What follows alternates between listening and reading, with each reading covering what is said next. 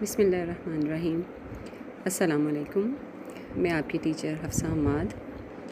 हमारा आज का लेक्चर 4th ईयर के बच्चों के लिए इल्मुल तालीम के हवाले से एक इंट्रोडक्टरी लेक्चर है। जैसा कि आप सब जानते हैं कि 3rd ईयर में हमने एस.एम. शाहिद की किताब पढ़ने के लिए मंतखब की थी। 4th ईयर में भी आप सेम राइटर की किताब का इंतखाब करेंगे, लेकिन किताब ख़रीदते हुए जो बात आपने पेश नज़र रखनी है वो ये कि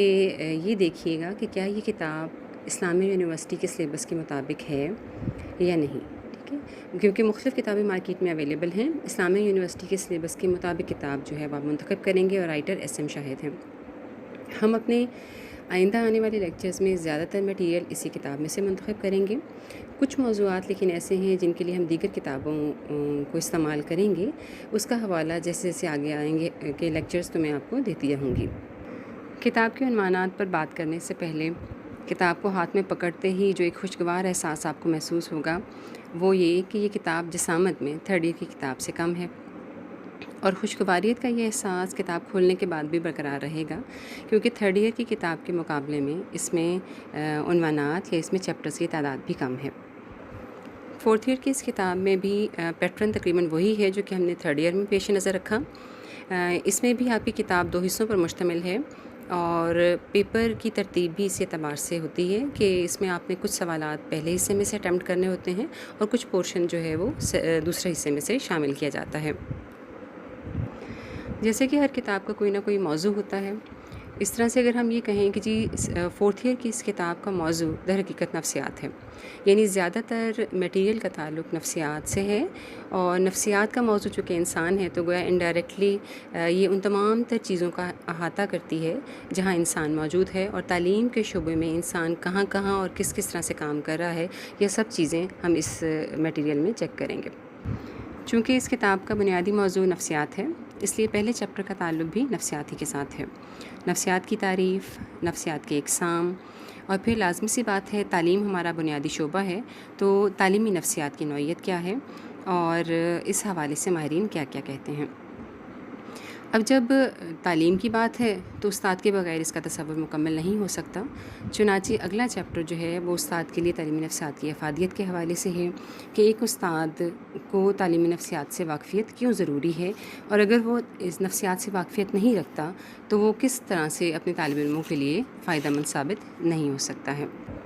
जैसा मैंने आगाज़ में बताया कि बुनियादी मौजू इंसान है, तो इंसान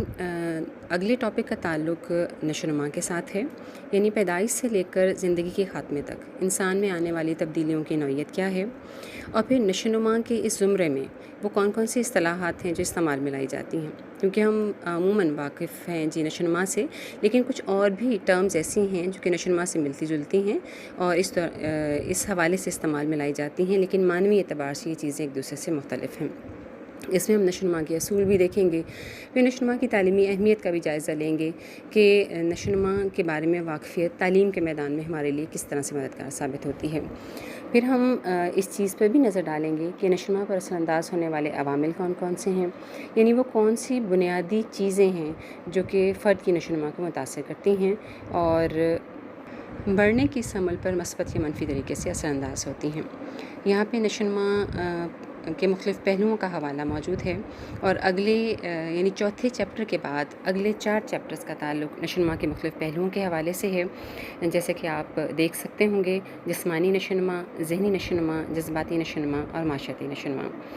ये तमाम तर वो पहलू हैं जिनमें फ़र्द पैदाइश से लेकर ज़िंदगी के एक मखसूस दौरानिए तक तब्दीलियों से हमकिनार होता है, और हम ये देखेंगे कि इन तब्दीलियों की नौइयत इन तमाम तर पहलुओं के हवाले से किस किस्म की होती है,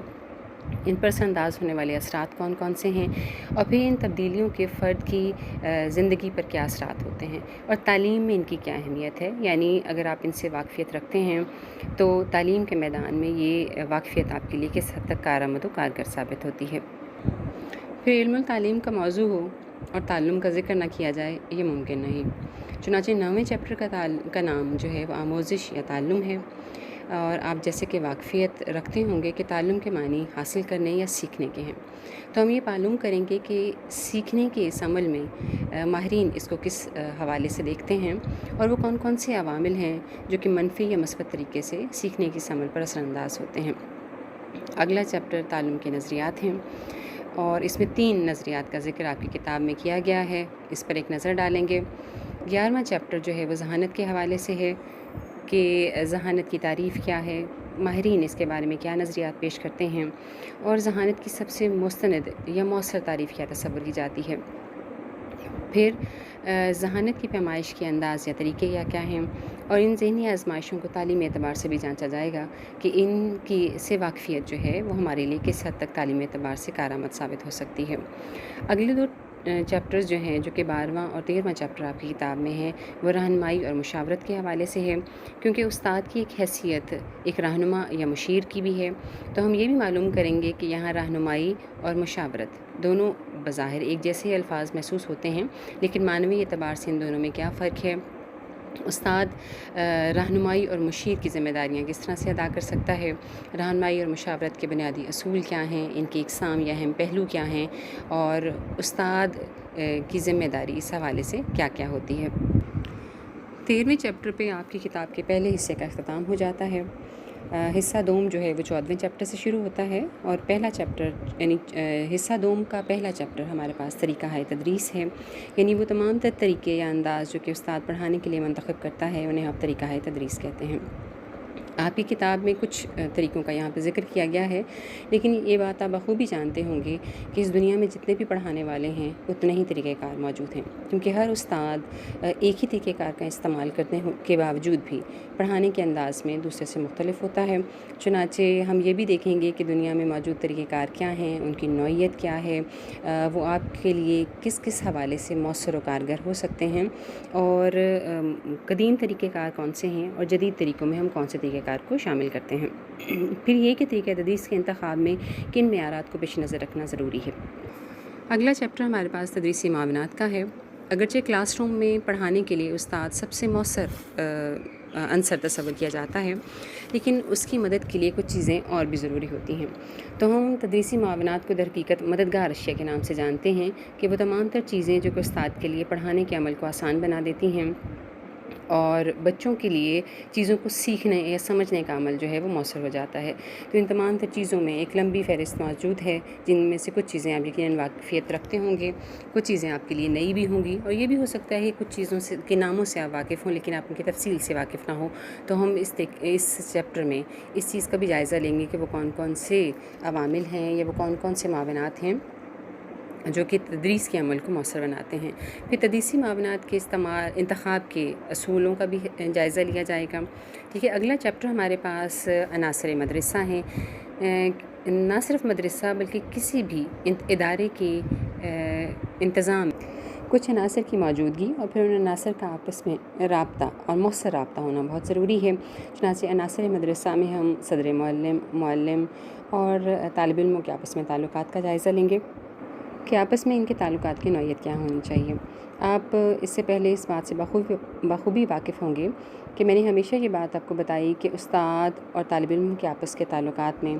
محبت اور شفقت اور عزت کا عنصر جو ہے وہ غالب ہونا چاہیے، اور اسی سے متعلقہ کچھ باتیں مزید ہم کتاب میں پڑھیں گے۔ اگلا چیپٹر ہمارے پاس نظم و نسق مدرسہ کی ماہیت کے حوالے سے ہے، یعنی جب ہم کسی بھی ادارے کی بات کرتے ہیں تو اس ادارے کے ایڈمنسٹریشن یا انتظام کو چلانے کے لیے کن چیزوں کی ضرورت پڑتی ہے، اس کا بنیادی مفہوم کیا ہے، اور نظم و نسق یا ایڈمنسٹریشن کی کسی بھی ادارے میں کیا ضرورت و اہمیت ہوتی ہے، اور اس کے بنیادی اصول و ضوابط کون کون سے ہیں جس پر اس کو قائم کیا جا سکتا ہے۔ 18واں چیپٹر نظم و نسق مدرسہ کے اقسام اور نظریات ہے کہ ایڈمنسٹریشن کے حوالے سے مدرسے کی نظم و نسق کے مدرسہ کی اقسام کیا ہیں اور اس کے نظریات کون کون سے دنیا میں رائج ہیں۔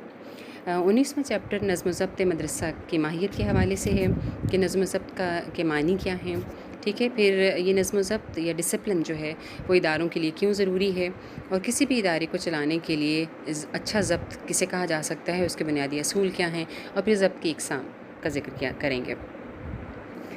20واں اور آخری چیپٹر ہمارے پاس نظم و ضبط مدرسہ کے طریقے ہیں،